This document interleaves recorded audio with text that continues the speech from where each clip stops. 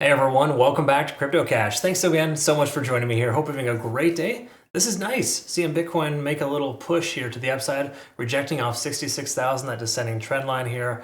Pretty common characteristic for the price when it pumps like this. It did not care about that resistance level, or the resistance potential level rather, at 65,400. That's the most recent low, generally going to be construed as a resistance when it first comes up to test it. There was a decent amount of volume flowing through there, but honestly not as much as you'd like to be able to sustain the price. So we'll double check that as well. Either way you look at it, if you're new to the channel, I would like to welcome you aboard. If you've been watching for a while, again, thank you so much. You are what makes my life great. I deeply appreciate being able to work with awesome people like you. So appreciate that. Let's quickly look at the back-end data here for Bitcoin, kind of see what's going on. And quick congrats, just to let you know, we got some nice 48% from Near Protocol.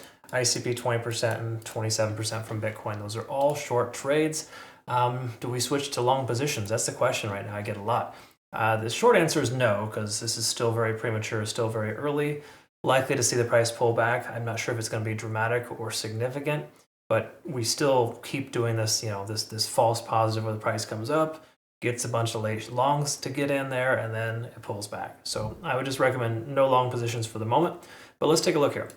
First of all, liquidation levels, pretty much standard stuff here. We got some late longs here at about 63,000, or that's where the liquidation levels are at. Generally speaking, they're in profit right now, so that's awesome news. It's good for them.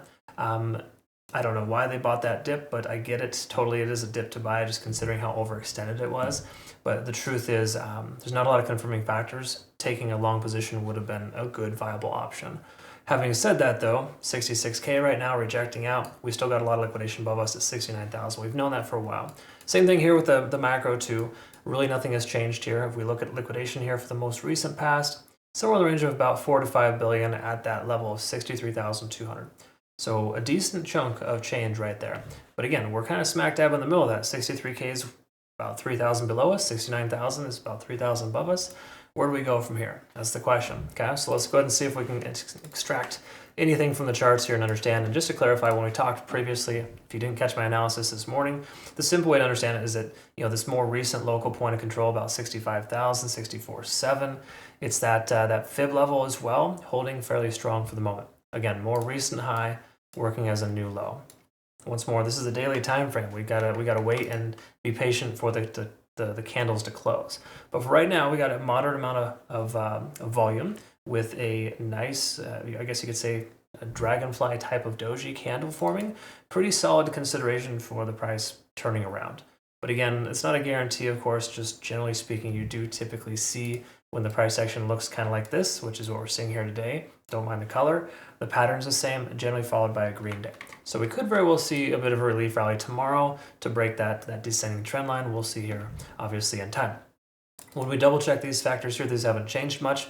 We're still diverging stochastically, bouncing off of that 50 to 60 range on the RSI.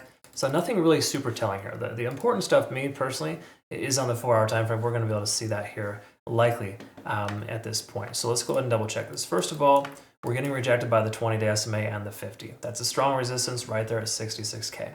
So that's almost an opportunity just to consider a short in the first place, because of the fact that there's a lot of resistance there based on moving averages. The descending trend line initially rejected. We've got a point of control as well at about 66.5, just above the price action. Granted, you could zoom out and that'll change, but for the most recent, 1 week's worth of trading, we can see there's a lot of resistance in the 66 to 66.5 range. All that being said, we have a bit conflicting information here, but still not official because the candlestick hasn't closed yet. RSI testing 50, okay? When you break above 50 soundly, that's a cause for, I wouldn't say concern, but that's just generally a continuation potential scenario. In other words, money flow index is high, RSI is right there at 50. There's a decent chance we're going to see the price action hold that level and continue higher up. So again, when I see this and I see the descending trend line, those are moderately, what is it? I guess you could say they're conflicting. And if you look at the MACD here as well, it's trying to converge, and we haven't seen a MACD convergence in a while. So the truth is, last time the MACD converged, we saw one of these. So I'm not proposing we're going to see that exactly, but it is starting off similarly. All right. But once more, we got to respect the fact that we're below these moving averages. The descending trend line is descending still, and we haven't broken free from that lower high, lower low pattern, at least not yet. Okay, so let's take a look at the hourly and see here. Moving averages are pretty much right where they need to be. That's nothing super substantial. I want to look at the cloud here and can confirm where we're at. So the lagging span is within the price action. It's considered to be a no buy zone. You also don't want to sell, or more importantly, you sell in profit if you haven't already. That's more so on a short. If you were still in a short position, it's a little crazy, a little egregious. You should have taken some profit on the way down. Having said that, though, the conversion line and the baseline are intersecting. That means a shift in momentum is happening right now, where the bears and the bulls are fighting, and effectively the bears are losing control. Okay, same thing here as well with the cloud. The cloud isn't confirmed that we've broken above it. Last time we saw this happen, the price action got rejected by the upper lead on the cloud.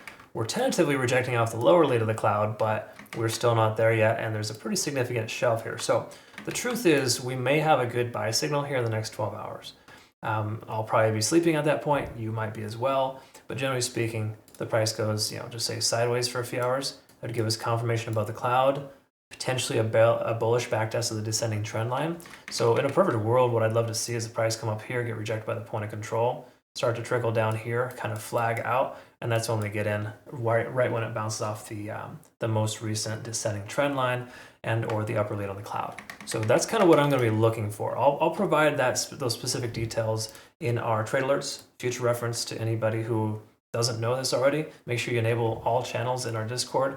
I've pretty much been providing consistent daily analysis, deeper dives into the coins that we cover, the coins I'm looking at taking trades with, and they're referred to as trade alerts, where I kind of share with those details there. So in other words, I'll elaborate in that regard, so you know kind of what that looks like. I also, of course, post updates on Twitter, Telegram, and Discord for specific coins that I cover. So again, just general things to help keep you abreast.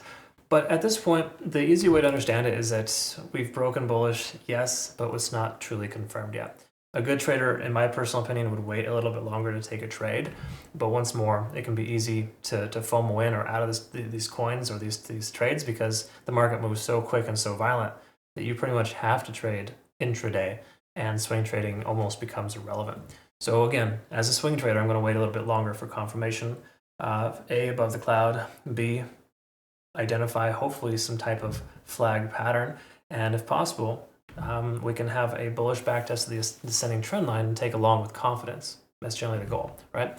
Either way, I hope you learned something today. Thanks so much again for watching. Once more, join us on Twitter, Telegram, and Discord. To all of our new Discord members, bear in mind, I do have, again, live charts and trade alerts here available. Congrats again on the trades here, but more importantly, what I want to get at is that, feel free to interact and read through the resources here. You have to read through our signals guide if you're going to take any of my trades, so make sure you do that, just to ensure that you're up to par and you understand the ramifications there, okay? There's no such thing as a perfect trader, I'll be honest. I'm not perfect. But we are 5 out of 5 for our short trades this week, 0 for 1 on our long, so that to me is a win. All right, I'll take an 80-85% success rate. So thanks again so much. We'll look forward to seeing the next one. Have yourself a great rest of your day. Also, if you're still watching, check out BitUnix, awesome exchange, link down below, CryptoCache.tech. You can kind of see they're a phenomenal resource for our community. You get excellent rewards. Use my link to register. So just check them out. I like to recommend them just because they are such a good exchange, and it's hard to kind of find anything like that. They're really awesome. Thanks again. All right, we'll see you in the next one. Take care.